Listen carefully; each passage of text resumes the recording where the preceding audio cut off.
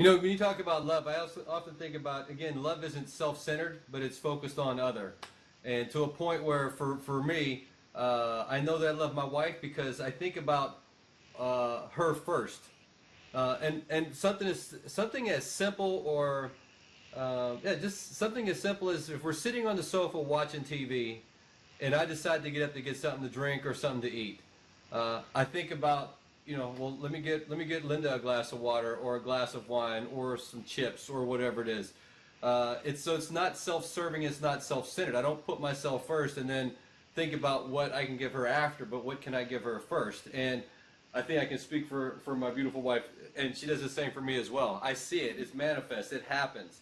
But you know what? It hasn't always existed in our relationship, and I don't always see it in other relationships. So with that, though, how important is, in your opinion, how important is communication and cooperation in relationships? I think it's the key of the relationship. We don't communicate enough. First, we don't communicate, and second, when we communicate, sometimes we argue. We don't communicate. Yeah. I do, as you said, I do astrology. I do the birth charts and the comparison of couples in seeing the birth charts. And I will say that in 90% of the analysis that I do about couples, the communication issue is there. It seems so complicated not to have this kind of different ways of seeing the world. But I think that this is an opportunity. It's not a problem. It's an opportunity to try to understand the world from a different perspective. That is the perspective of your wife or husband. Then, as you said, love is thinking about the other person. And love is a verb. It has to demonstrate into action. You can say, I love you so much, but if your actions don't really say that, you don't really love. But love is not sacrifice. A lot of times we think that in order to keep the relationship or to maintain the relationship, we have to do whatever it takes. And that's not true. Love is compassion, is kindness, is understanding, is communication, is this bond of unconditional love, that I love you even in spite of you. I love you. Doesn't matter who you are or how are you behaving. I really love you the way you are. But to get to this point, you have to really first practice with yourself. Then what you said is very important, because self-love is not to be self-centered. A lot of people think that loving yourself is egotistic or narcissistic or selfish. Yes. It's just the contrary. You cannot love other people unless you love yourself, because then you are not recognizing the love that is coming. Love is a flow. It goes and it comes back. Then you can give a lot, but if your heart is not open to receive, then you have doors here that say, no, no. Then I give and give and give, and then I'm depleted. Yeah. And this is what happens between couples a lot of time, especially women. We have an ability, we do it very well, where we give, and we are raised to be there for others, and we are raised this way that others first, your children, your husband, even in religion says, that's not true, because you can only share what you have. Then if I give, but I don't charge my batteries, there is a moment where this giving will create resentment. Because I'm giving you so much and I'm not getting anything in return. But it's not your partner's fault. It's because you are not taking care of yourself first. I don't know, does it make sense? No, absolutely. That's deep, and I just want to I want to reiterate, and correct me if I mess this up, but for men and for women, if you start feeling resentment towards your partner, your spouse, whoever it is, as what Judith just said, and I tend to agree with her, if you feel resentment, that resentment isn't because of your partner or your spouse, it's something in yourself to take a look at first. Is that correct?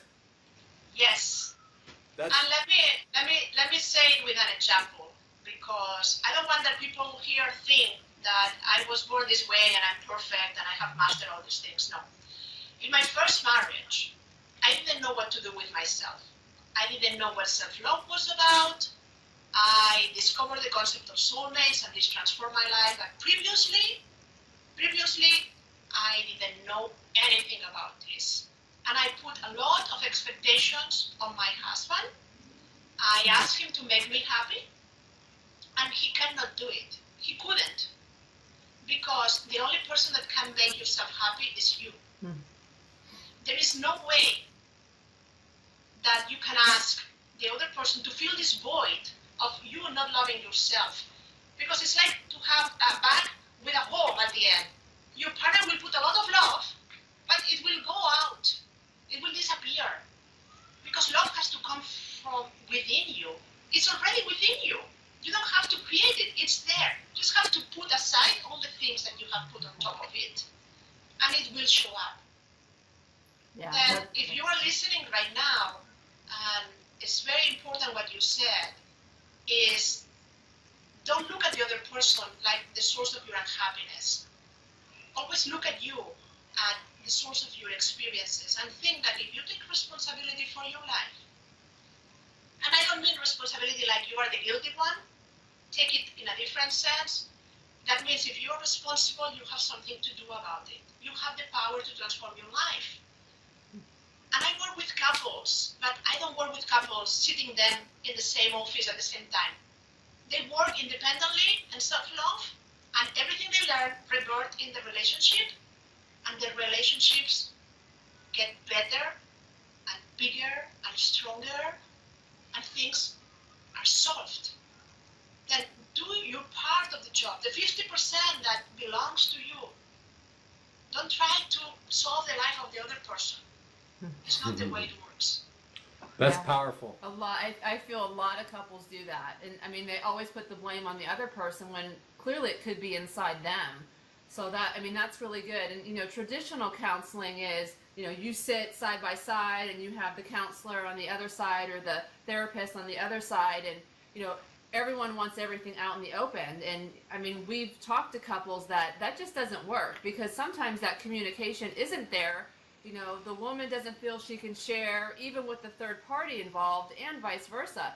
But I like how you're saying is you have them separate because they have to work on themselves first before they can, you know, work on each other, I mean, together. Yeah, but think when people arrive to this couples therapy, the relationship is already broken. Yeah. Then we are trying to put glue in something that is not working. And there are a lot of things going on at the moment, even with a mediator, and there are a lot of therapists that are wonderful. I don't want to criticize the work of others, that's not my intention. Right. But as a coach, I don't give advice. I just ask powerful questions to people to reflect on what are they doing, the way they are living their lives, what they want. A lot of us get lost. We go through the motions in life. We are so overwhelmed that we cannot imagine having goals in a relationship. What are you talking about? What I want to do with my life? First I have to give me permission to think about what I want to do. No, I'm just self-sacrificing my life every day for my company, for my marriage, for my kids, then I don't know who I am anymore. And there is a moment to pause. There is a moment to think who I am and what I want. Because your kids deserve a happier parent. Oh, yeah. And your partner wants to fall in love with the person that he met 5, 10, or 20 years ago. And the same, you will be more productive if you really love yourself. Abundance will knock into your door, and things will transform. Not only your relationships, but people that have a high level of self-love establish a different kind of relationships. There is less drama, less need for control. Because if I love myself, I'm not trying to control you to get more love. That I'm afraid that you are going to abandon me any moment. When you solve all these patterns that you all have, I mean, we have been through the same process, a little bit different, but we all have been having problems in relationships at a certain age. You have been abandoned, or you abandon someone, or there is a betrayal, or there is a divorce, or there is a lack of partner, whatever it is. The important here is the intention to transform your love life. And it's something you can do. I really believe in you. I know I have done it before, and And if I can do it, you can do it. Mm-hmm. There is no magic. It just focus on yourself, what is important for you, and let go of what is not serving you. These patterns can be anything. Things that you learn in your childhood, that you learn from your parents, from your past relationships, the ideas that you have about love and loving. If love is going to end any moment, or love is painful, or love means rejection, then figure it out on your own. Just thinking on what were the problems before, or with a professional like me, it doesn't matter. Read books, attend lectures, go to seminars or teleseminars, and figure out what is holding you back. Because your soulmate is out there waiting for you. And if you are in a relationship, I'm sure you can improve it. There is room for improvement all the time.